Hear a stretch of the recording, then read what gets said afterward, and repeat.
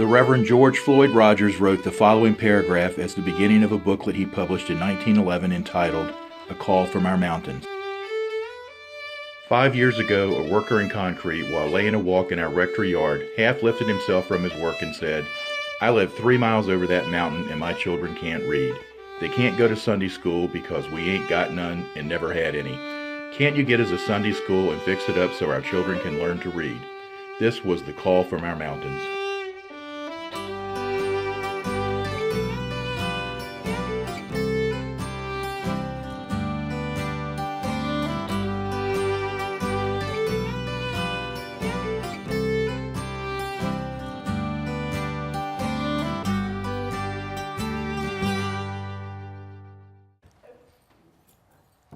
Today's session is going to be a story of a boy. And oftentimes when I visit churches, as I explain what's going on at Boys Home, I get asked a question about what problems do the boys have when they come? What issues are in a boy's life that would lead a family to place them away from home at Boys Home? And the best way for me to be able to explain that to people is to tell a story that has a lot of the elements and probably covers all of the elements of a young man's life that results in him being sent to Boys Home. And I will tell you a story about a boy to be able to do that. This story is about a boy that grew up in a family of 5 children. His mother basically lived in a section of the country, very poor, and where not being married and having kids, and even at that time being a woman, not married, was frowned upon greatly, really looked down upon. You had kids, that made it even worse, even a worse situation for a woman. Very few jobs for women in that area, so this woman had to basically find a way to raise her kids, and she had to find a way to kind of keep food on the table for the kids and etc.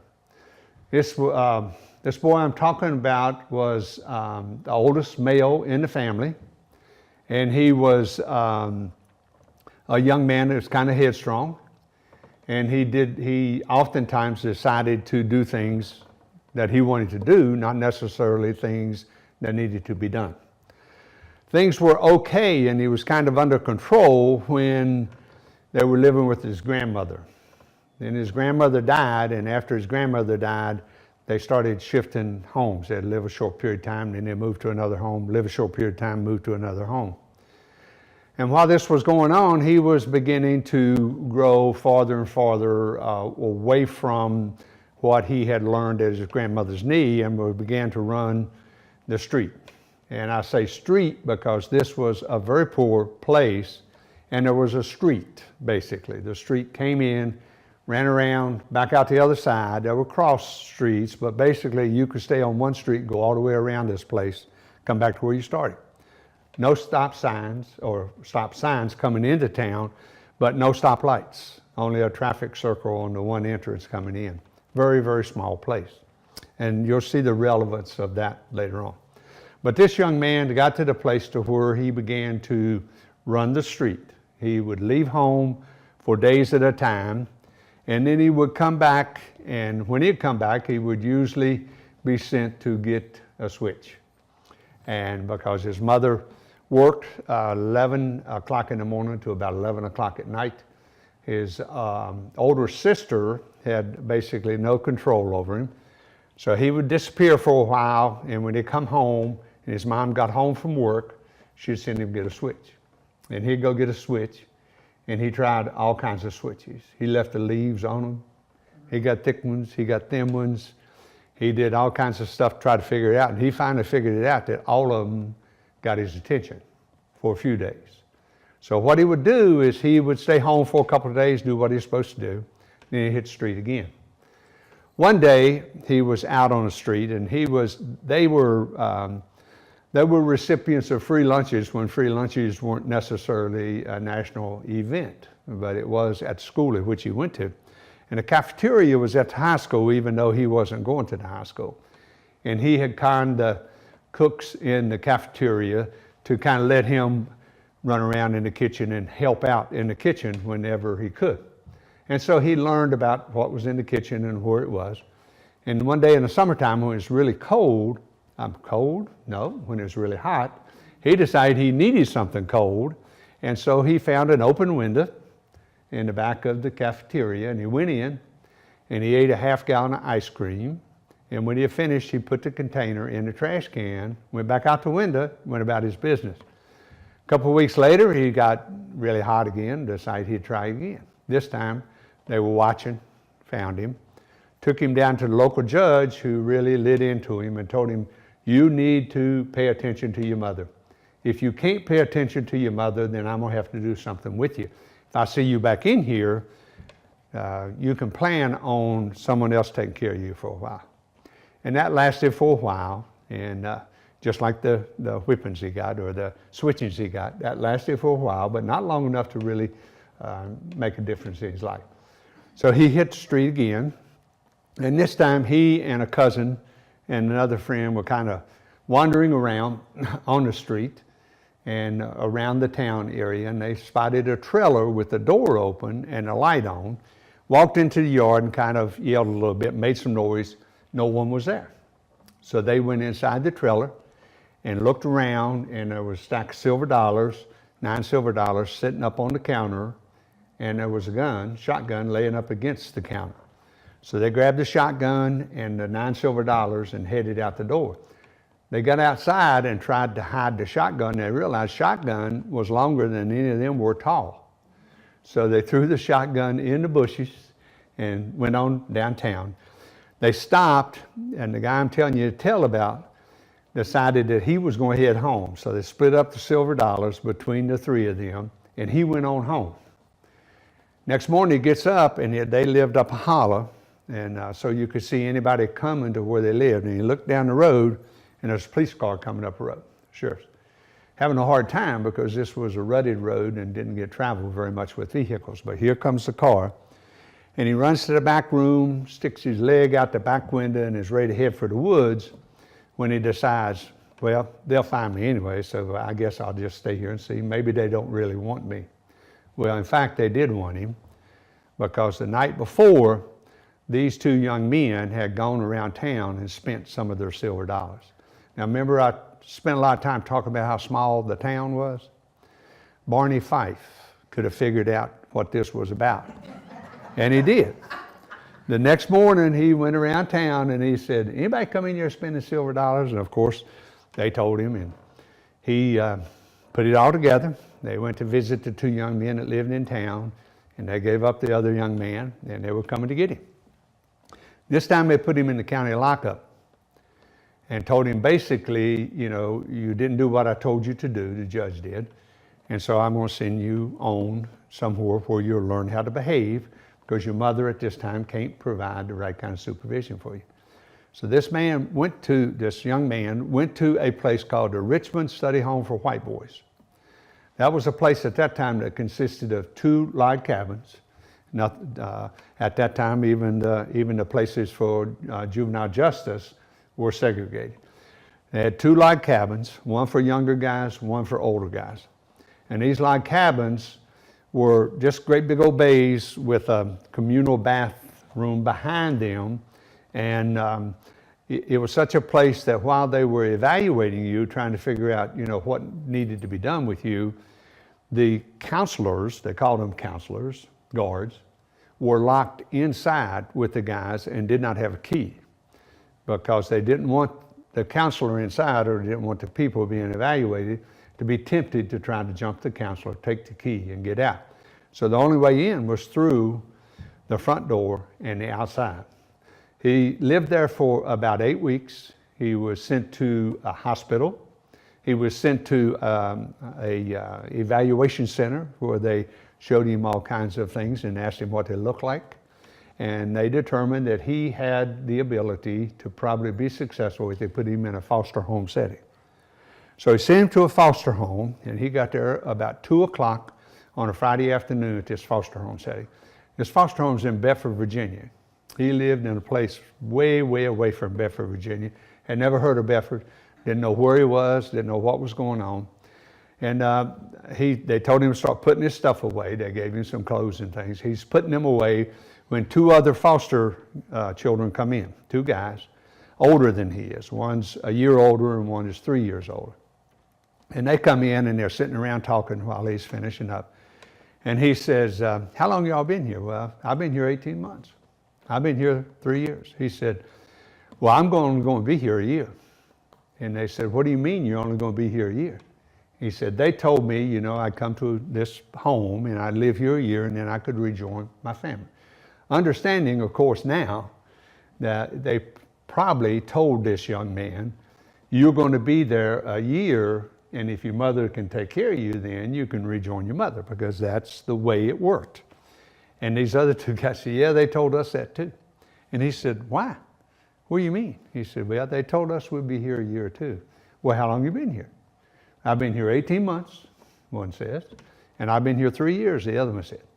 So he says, well, I'm not going to be here very long. You all want to go with me? I'm leaving.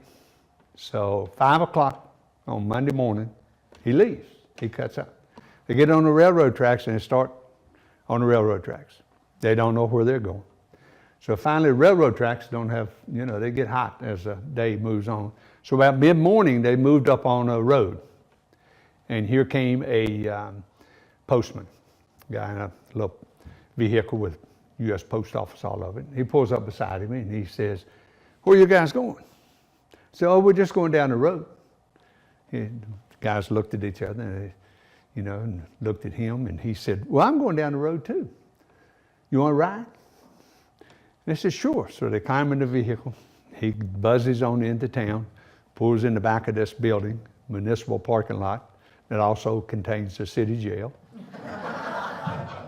And all these police vehicles sitting around. And he says, you guys sit right here. I'll be right back. And they decide maybe they better not run. So they sit there and they come get him. And they take him back to the study home. And when he goes to the study home in Richmond this time, they have a little talk with him about running. And they talk pretty seriously about him, about how things are going on in his life and what he might want to do. And so his worker comes out a few days later and sits down with him, and he starts crying, begging, pleading. He wants to do anything. He says, I'll go back to the foster home I was at. And they said, that's the first time everybody's ever run from that foster home. They won't take you back. Well, I'll go to another foster home. Now, this was a while back. Foster homes in that time didn't take kids that wouldn't stay. You know, if you ran, you didn't get another foster home placement, because they shared with the foster parent that you were a runner. And they said, no, nobody will take you now. We can't place you anywhere. You're a runner. So he said, well, send me somewhere. Just don't send me to Beaumont. Now, I don't know how many of you know about Beaumont or know anything about Beaumont, but it was basically the juvenile prison at that time. Very rough place. And the first time through the study home, this young man had seen the two brothers who had been counselors at Beaumont, saw what they did when a couple of young men tried to run away from the study home. They did a number on them. And he said if those two left Beaumont because they thought it was too rough and they wanted to be a place where they could do a better job with kids, he said, I don't want to go to Beaumont. And so he really turned it on with his worker. And his worker told him about this place called Boys Home. And he said, I'll go. And she said, well, it's not quite that simple. She said, we have to put an application in, we have to take you for a visit, and they have to accept you based on your visit. So he hops in a vehicle with him, and he comes to Covington, and he gets here and sees this place, and he says, I want to stay. They said, well, then you better convince whoever you talk to that you want to be here and you'll do what you're supposed to. So he did. And he got here. And he wasn't here very long until one day, school at that time was just over the hill down here, right beside the cemetery. And he and a couple of friends on the way to school decided they were going to spend the day on the riverbank. They knew about Tom Sawyer, and they were going to build him a raft, and they were going to float wherever the river went to. They were going to float, and they were going to be away. Well, they didn't have much luck building a raft, didn't have much luck finding food to eat. But at that time at Boys Home, there was a siren that would go off, and it would signal things like work program called rack up, mealtime, and you got two warnings at mealtime. You got one that gave you a chance to get cleaned up and get ready, and then a short one that says, we're ready to start. And they heard all these sirens. They're close enough to do that. In fact, they were right down there along that bottom piece down there where that corral used to be. They were down through there, floating up and down the rapids to the canal pond at that time. So they heard all that, and they looked at each other and said, we won't be in any more trouble. Let's just go ahead and run away. So they jump on the railroad tracks and they head down the railroad tracks. And they cross over through Westvaco and go out the other side. And the Boys Home station wagon pulls up in front of them on a crossing and stops on the railroad tracks. One of the older guys gets out and said, where are you all going? And they said, well, I guess we're going back to Boys Home, aren't we? And they said, yeah, I think you probably should. So they brought him on back to Boys Home, brought all three of the kids back to Boys Home. He was in a cottage. He was in Jack Gordon at that time. And so he said, I'm hungry. When we're going to eat? I said, you're too late to eat. You're not going to eat. Get your share. Get your pajamas on. We wore pajamas and bathrobes in the cottage at that time. Get your pajamas on. Come on back out here, and someone will be around to talk to you. Well, that someone brought something about that long, about that wide, about that thick with him. And this guy, in this young man's eyes, this guy looked to be about 6'6", 400 pounds. In reality, he was about 6'1", about 185. But he took him to the stairs and he said, all right, bend down, grab stairs. And he got a spanking. And he went to bed. And while he's in bed, he can't lay on his stomach because nothing on it. He hadn't eaten all day. Rolls over on his back and he gets a little ouch, and he rolls over on his side and can't go to sleep very well, so he starts thinking. And he thinks, you know, every time I've run away, not good things have happened. Never got better. Seem to have gotten worse. Maybe what I need to do is just stick around and see if I can make this one work. And so that's what he did. He stuck around, made that work. And he was able to go to school.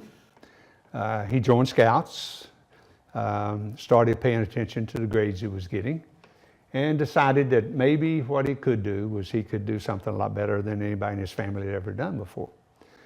And the executive director at that time called him in, sat him down, and said, you're getting ready to go to high school. Have you ever thought about college? And he said, no, sir. He said, nobody in my family has ever graduated from high school. Why would I be thinking about college? He said, well, because you have the potential to be able to go, and you probably should start thinking about it. But I got some advice for you while you make up your mind. And he said, he asked the director, he said, what's that? The director said, you should assume that you may want to go to college because you're getting ready to start high school. Therefore, when you take the first step into the high school, you ought to behave in the high school like you do want to go to college. Then if you go to college, you will have prepared yourself to go. If you don't go to college, you won't be any worse off anyway. So just be thinking like that and do it. And so he did. He decided, well, maybe I'll graduate high school, and then maybe I will go to college. So he started getting the grades. And that was helped a little bit because of the honor roll extra pay you could get. He liked extra pay. So he would work hard to get on an honor roll so he'd get that extra money in his pocket. And he finished high school and was assisted by Boys Home in going to college, got his degree. In 1985, he came back as the executive director. I am that boy. Thank you. Come see us.